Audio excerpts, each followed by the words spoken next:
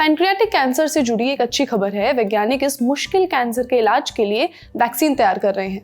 इस वैक्सीन का phase 1 clinical trial पूरा हो चुका है और नतीजे उम्मीद जगाने वाले हैं। पैनक्रियाज में कैंसर वाले जिन मरीजों के शरीर में इस वैक्सीन पर अच्छा रिस्पॉन्स दिया, उनमें से करीब 90% लोग इलाज के 4 से 6 साल बाद भी जिंदा थे। ये इसलिए इम्पोर्टेंट है क्योंकि आमतौर पर इस कैंसर में मरीजों के बचने की उम्मीद कम होती है। American cancer societies cancer statistics 2026 report के मुताबिक पैनक्रियाटिक कैंसर का 5 ईयर सर्वाइवल रेट सिर्फ 13% है। यानी ये कैंसर डायग्नोज होने के बाद 100 में से सिर्फ 13 लोग ही अगले 5 साल तक जिंदा रह पाते हैं।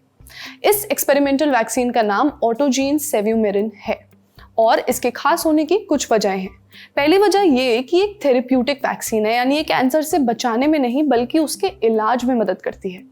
मानो जिन लोगों को पैनक्रियाज का कैंसर हो गया है, उनमें ये कैंसर के बढ़ने या दोबारा लौटने को रोकने के लिए इस्तेमाल की जा सकती है।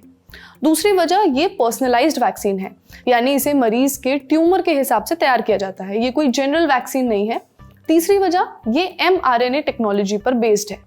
इसी टेक्नोलॉजी का इस्तेमाल कोविड-19 वैक्सीन में भी हुआ था। mRNA यानी मैसेंजर राइबोन्यूक्लिक एसिड। ये शरीर के सेल्स को बताता है कि कौन सा प्रोटीन बनाना है। इस वैक्सीन में सेल्स को ऐसा मैसेज दिया जाता है कि वो ट्यूमर से जुड़े कुछ खास प्रोटीन बनाएं। इससे शरीर का इम्यून सिस्टम, खासकर टी सेल्स, उन प्रोटीन को पहचान कर कैंसर सेल्स पर हमला करना सीखते हैं। ऑटोजीन सेव्यूमेरिन वैक्सीन पर अभी रिसर्च और क्लिनिकल ट्रायल्स चल रहे हैं। ये वैक्सीन बायोएनटेक और जेनेंटेक मिलकर डेवलप कर रहे हैं। जेनेंटेक स्विट्जरलैंड की बड़ी फार्मा कंपनी रॉश ग्रुप का हिस्सा है। रिसर्च में न्यूयॉर्क के Memorial Sloan Kettering Cancer Center के वैज्ञानिक भी शामिल हैं। रिसर्च को डॉक्टर विनोद बालाचंद्रन लीड कर रहे हैं। उन्होंने इसके फॉलोअप नतीजे American association for cancer research की एनुअल मीटिंग में पेश किए। क्या रहे नतीजे, बताते हैं आपको।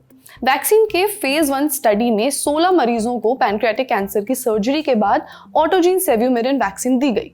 साथ में उन्हें कीमोथेरेपी और चेक पॉइंट इनहिबिटर नाम की एक इम्यूनोथेरेपी दवा भी दी गई।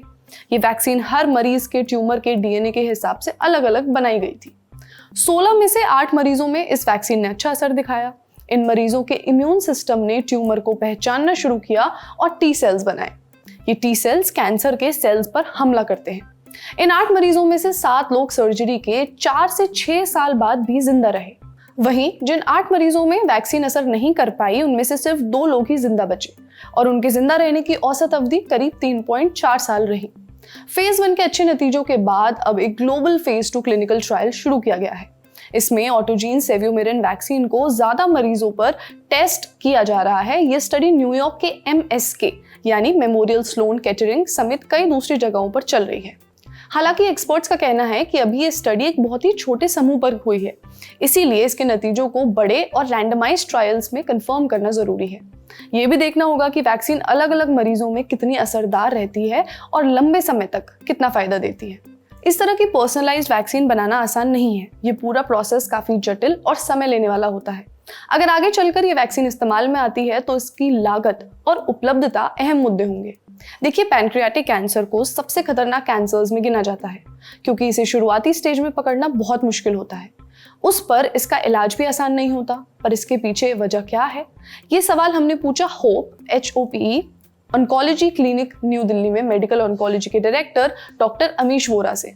ये भी जाना कि अगर ऑटोजीन सेव्यूमेरिन वैक्सीन के नतीजे आगे भी अच्छे रहते हैं तो क्या उम्मीदें की जा सकती हैं। डॉक्टर अमीश कहते हैं कि पैनक्रियाज शरीर के अंदर गहराई में होता है, इसलिए यहाँ बनने वाला ट्यूमर जल्दी पकड़ में नहीं आता। इससे जांच में अक्सर देरी हो जाती है। इस कैंसर के शुरुआती लक्षण लगभग न के बराबर होते हैं, जिससे बीमारी का पता देर से चलता है। तब तक कैंसर फैल चुका होता है। पैनक्रियाटिक कैंसर के हर मरीज में सर्जरी मुमकिन नहीं होती। कीमोथेरेपी या रेडिएशन थेरेपी का असर भी सीमित रहता है। इस वजह से इसका इलाज काफी जटिल और चुनौती भरा बन जाता है।